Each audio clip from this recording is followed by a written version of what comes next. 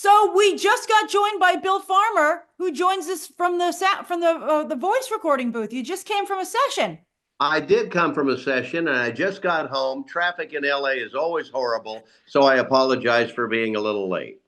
and you're the voice of Goofy, but you're still the voice of Goofy, which is amazing. They've changed a lot of the other Fab Five, but you're Goofy. Yeah, I've been the voice for Goofy, Pluto, and many other characters since, well, Goofy's the oldest. That was January 23rd, 1987. So 38 years I've been doing, gosh, a lot of laughing. Fantastic. And the reason we're talking to Goofy and these gentlemen is that we're talking about the new documentary, Not Just a Goof, which was the unauthorized documentary about a Goofy movie. So why don't you guys tell me about how that came to be? Well, Well, yeah, I was going to say, Kevin knows a lot more about it than I do. and Eric knows more than I do. So he should actually Well, let's answer take a this. break then. Let's quickly introduce yourselves and what you have to do with the Goofy movie and the new documentary. So we'll start with you, Bill. Well, I do the voice of Goofy, which I have done since 1987, and thank goodness that it has gained and gained in popularity, and has become kind of a cult, fantasy, fantastic movie that's out there, and it's just gained in popularity all these 30 years. How about you, Kevin? I'm Kevin Lima, and I am the director of A Goofy Movie, amongst many other Disney titles that you might know. Some behind you. That's one of them. Tarzan, Tarzan, Enchanted. Enchanted. There you go. And we're celebrating the 30th anniversary this year, and that's kind of amazing. And Eric, you made the documentary. You're one of the directors, right? Yes, I'm one of the directors of the documentary, and both of us, Chris, he couldn't be here, unfortunately. We are huge A Goofy Movie fans. It hit us right at the right time, and there was a fun year, 2020, where we were all locked down, and Disney Plus launched, and we saw Into the Unknown, a documentary about Frozen 2. Uh-huh. And we were both like, that was a really cool documentary. We wish it was about our favorite film as a kid.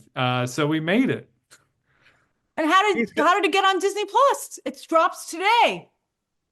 Oh, it took years to do that through navigating a global pandemic, traveling around, getting all the interviews from the amazing people that made A Goofy Movie, like Bill and Kevin and so many others, and we got hooked up with Don Hahn, a legendary Disney Yeah. producer who helped usher it into Disney. And they seem to like it. So here we Is are. is this the first documentary you have ever made? Yes, I it love is. it. And We're all maybe someone hoping it's not the watching, last. We're hoping maybe it's not someone the watching last. will be like, maybe I could make a documentary about my favorite movie. So These guys Bill, were pretty brave, I think, that they took on this material when they had no ownership of the material, right? They just said, we're going to do it. And at first I was like, are you sure you want to get into this? Are you positive? And they just took it on. oh That sounds a wow. little goofy to me, but Bill, you talk about how popular the movie is these days, and it really is. Max dressed as Powerline is at the theme yeah. parks. There are people doing the Goofy perfect cast on social media. They just launched 30th anniversary merchandise. How does Mhm. it feel to have this movie that you made in 1995 suddenly be like a big Disney property? I think it was the gem that Disney didn't know they had. It was not a big production, not one of the tentpole productions that Disney put out, but it struck such a note with the people that saw it that it has gained in such popularity over the years that finally it's getting the recognition that I think it deserved all along. What do you think, Kevin? It was your first film, right? It was. It was. It was the first film that I directed. I'd been at Disney for maybe 6 years at that point, and I'd asked to direct, and they said, "We're sorry, there's no room here for another director. We've got the next 10 years planned out." So I went off to look for a directing gig, and then this one flipped back in my lap. Um, to be completely honest, I didn't think of it as being like, oh, I'm gonna make this amazing movie. I thought this was what I'm going to do to launch a career. And I found a way to tell a personal story. It's, very personal to me. I have my own daddy issues. And I worked them out in this movie, and it's just connected with people over the years. And I think one of the reasons is that it came out on video cassette, and that cassette made its way into people's homes, and everybody was watching it then. So it became a real favorite. And now all those people who watched it when they were 5 or 7 are now parents. So the whole script They go from Max to Goofy. they become Goofy, right? So, and they're sharing it with their kids, and now their kids are Max. So I'm hopeful that it just keeps speaking to generation after generation throughout the years. Well, one of the people who watched that VHS was Eric.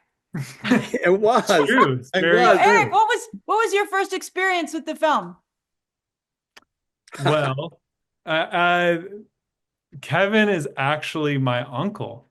So yeah, Helps.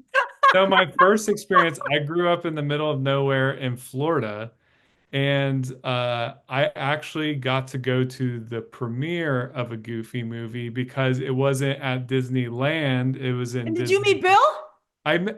There's a poster in front. I have a Goofy movie poster that you see, but there's one in front of me that is signed by Bill Farmer from that night, From 1995? from That's 1995. amazing. Do you remember that, Bill? Because I'm sure you Oh, met so many absolutely. fans. I didn't know who I was signing for, maybe as much as I do now. But yeah, I signed a lot of autographs, and it was a premiere to me. Oh, well, this one came back around. It's the You gift put that keeps on goodness, giving, yeah, you right? put goodness out there. Well, one of the interesting things about the documentary is that you don't, as you guys were explaining to me before we started filming, because we were waiting for Bill, worth waiting for, the star, Goofy. Well, sorry, folks. And you were pointing out to me that, sometimes you don't have footage about stories that people are describing. So you animated it. Tell us about that. Yeah, so we ended up getting like a treasure trove of videotapes, VHS tapes, and high eight tapes from Kevin in his wondrous cave of treasures of movie memorabilia. My And basement, actually. yeah, I was trying to put a little flair on it. But so even with like 100 hours of tapes from like old cuts of the film to like a art department meeting for 3 hours. There were certain things, stories that we heard that we didn't have the footage to retell it. So Chris and I wanted to try to add some animation because a Goofy movie is Yeah. animated, and we ended up finding a really awesome partner in it was a company in Colombia. Their name is Ventura Animation Studios, and they actually had a brilliant idea, which was all of the characters that are telling these stories, and it's kind of like a retelling. What if we make like Kevin and Bill into versions of themselves in the Goofy verse? So Kevin, Bill, and the other people that we did interviews with are dogs. That's So, fantastic. Had anyone at the studio in Colombia seen a Goofy movie? oh, they are huge Disney fans. Like Mhm. love 2D animation. It's 2D animation, Yeah, and we would ask like Kevin sometimes, like, is this goofy enough? Is this like a Goofy movie enough? So, that's so fantastic. So it's global. Oh, oh, I, it it's I is. global. That's Absolutely. Kind of like the phenomenal. way the original movie was made, right? So we made it in Paris, Australia, Toronto, and Los Wow. Angeles. That's how it was made. So these guys kind of picked up on that and made their movie that way too. Well, I think that it's the 2D animation, everybody misses it. It has like a warmth to it. It's so cozy. How do you feel about like this was 1995 and the 2D animated movie could go to theaters? That's pretty Yeah, special. yeah. No, we were thrilled, and we were making these movies at the television division at the time. So we were part of TV animation. We were Because it making was based on the Goofy show. the Goof Troop show. Yeah, the Yeah. Goofy show. So not many of those films were going to theaters. They would Yeah. go directly to VHS tape. So we felt pretty special that we were going to go into the movie theaters and be, legitimized by by being, on the big screen as opposed to just only on the small screen. Well, the movie is definitely big screen worthy. I just rewatched it again the other night. It's on Disney Plus as well, so you can make a double feature of the movie and the documentary, and it Uh-huh. holds up incredibly well. And Bill, it's so interesting. Goofy's a member of the Fab Five, but I think this goes into his character more than anyone else. Why do you think that Disney allows that kind of exploration with Goofy? What do you I think? think because he's an everyman, and they're probably afraid to put Mickey on a big screen in a full-length feature film because he's kind of an icon of the company as well. And so maybe too much would be riding on that. But Goofy, maybe he was the one that seemed to be most fatherly in a way that you could play against. Everyone thinks their dad is Goofy at some time in their life. In this case, he's correct. But Goofy proves that he is a good father and a nurturing parent and wants to do his best for Max. And I think all people can relate to that. Doing Comic-Cons over the years, number one thing that anyone asks about is a Goofy movie. And over, I have people say, thank you for my childhood. I couldn't talk to my dad till that movie came out and became our movie. And comments like that happen all the time. It just struck the soul of a whole generation that saw it. Well, it's so relatable. One of my favorite things is that Max keeps accidentally having Goofy's laugh. I Yeah. think everybody can relate to doing something like their parents and being like, I'm doing it too. And Well, we all carry their DNA, don't we? Our parents. Yeah. Yeah, darn Many that of us. DNA. There's no escaping it. I think that's great. Another wonderful thing that I'm sure you talk about it in the documentary is the music. Yeah. I mean, Oh, yeah. wow, the quality of the songs, and you have range. You have great like pop hits like Eye to Eye, right? Right. And then you have these wonderful like music, like a musical, Yeah. with On the Yeah. Open Road and things like that. And Bill, you were singing them. I was and still am. Last summer, July, I got to sing on the open road with at the Hollywood Bowl in front of like 17,500 people for 2 nights in a row. It was unreal. It was definitely a high point of my career. That's And it was a lot amazing. of fun, but scary. Well, also, Kevin, how was it putting together the Powerline character? I mean, is he based? Some people feel he's based on, maybe a famous person, maybe. He was sort of, we were looking to make like a combine a bunch of people who were kind of in the scene, on the music scene in 1995. So we combined, I would say we looked at Bobby Brown, Michael Jackson, Prince. We kind of took all of those people and we put them together into one fictional character. And we were so lucky because on a whim, we went and asked Prince if he'd do it. And of course, he wasn't going to do it. We knew that. But we got together with his music producer, David Z. Oh, he didn't just give you a no? He didn't just give you a no? Who? Prince? Prince, yeah. So he didn't just give you a no. Yeah, Prince gave us a no.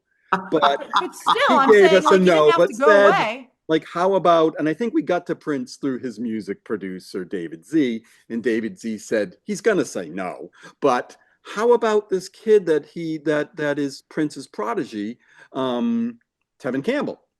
And so that's how that all worked out.